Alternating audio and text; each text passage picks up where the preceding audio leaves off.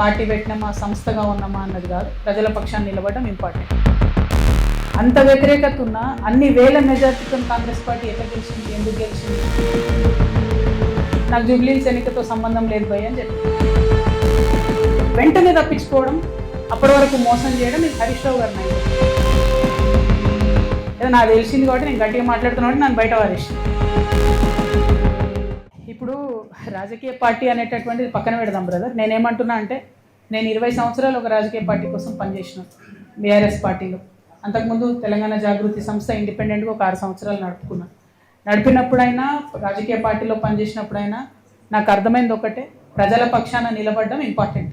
Party పెట్టినామా సంస్థగా ఉన్నామా అన్నది కాదు, ప్రజల పక్షాన్ని నిలబడడం ఇంపార్టెంట్. ఇప్పుడు రాష్ట్రంలో ఉన్న పరిస్థితులు మీరు చూస్తున్నారు.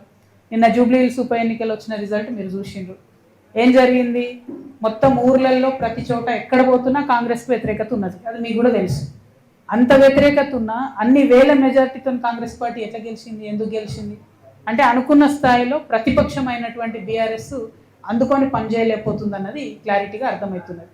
అక్కడ వాళ్ళు సోషల్ మీడియాలో ఉద్యమాలు చేస్తున్నారు తప్పితే కిందకు వచ్చి ఎటువంటి ఉద్యమాలు చేస్తలేరు. ఇంకొకటి, పేరుకు కృష్ణార్జునులు అని చెప్పుకొని ట్వీట్లు పెట్టుకొని వాళ్ళది వాళ్ళు ఒకళ్ళు జబ్బ ఒకళ్ళు జరుచుకుంటూ తప్పితే, ఒకళ్ళు వీపు ఒకళ్ళు జరుచుకుంటూ తప్పితే పెద్దగా క్షేత్రస్థాయిలో పనిచేయలేదని అర్థమైంది. ఇలా చాలా కుట్రలు కూడా జరిగినాయి అనుకోండి జూబ్లీహిల్స్ ఎన్నికలలో. అవి సమయం సందర్భం వస్తే తప్పకుండా అవి కూడా చెప్తాం. కాకపోతే ప్రతిపక్షాలు ప్రజల ఎక్స్పెక్టేషన్ మేరకు పనిచేసినట్టయితే రిజల్ట్ మంచిగా వేరే రకంగా ఉంటుండే జూబ్లీహిల్స్. సో ఆ ఎక్స్పెక్టేషన్కి తగ్గట్టుగా వాళ్ళు పనిచేస్తలేరు.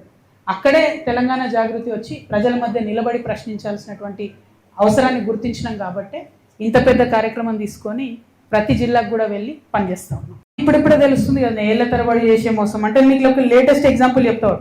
నిన్న జూబ్లీహిల్స్ ఎన్నికల్లో నేను ఒక మాట చెప్పిన, నాకు జూబ్లీహిల్స్ ఎన్నికతో సంబంధం లేదు భయ్య అని చెప్పిన.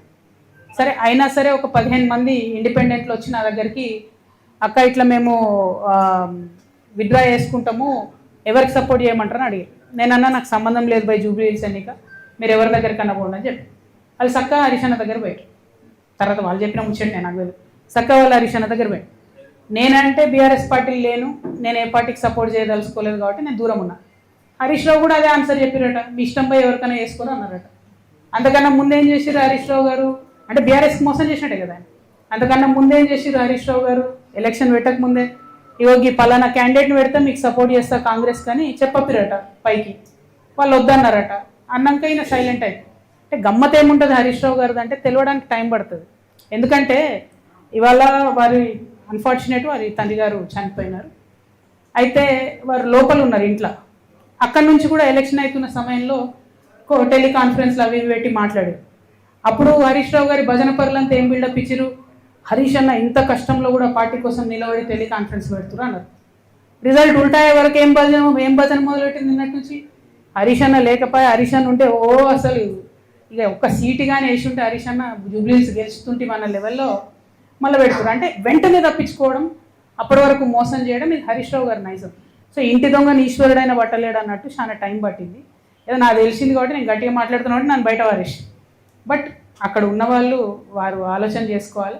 At the same time Ramanna కూడా ఒక సభ కాగానే ఏదో మేమే సార్ను మోస్తున్నట్టుగా కార్టూన్ లేపించేసుకొని, హరీష్ రావు గారు సార్ను మోసినట్టు ఒకసారి, రామన్న గారు సార్ను మోసినట్టు ఒకసారి, ఎవరమేమేమంటారు సార్ కింద బచ్చగల్లం అందరం బచ్చగల్లం ఉంటే బాగుంటుంది.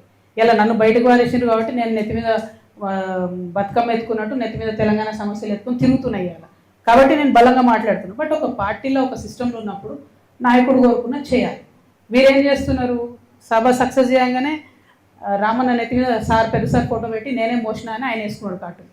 తెల్లారి ఈయనేం చేసిండు, హరీష్ అన్న వి ప్రకాష్ లాంటి వాళ్ళని కొంతమందిని పెట్టుకొని, అసలు హరీష్ లేకపోతే కేసీఆరే లేడు, హరీష్ లేకపోతే తెలంగాణ ఉద్యమమే లేదు. ఏంది ఇది అవసరమా? షేర్ చేయండి, లైక్ చేయండి, సబ్స్క్రైబ్ చేయండి. మరిన్ని వీడియోల కోసం బెల్ సింబల్ పై క్లిక్ చేయండి.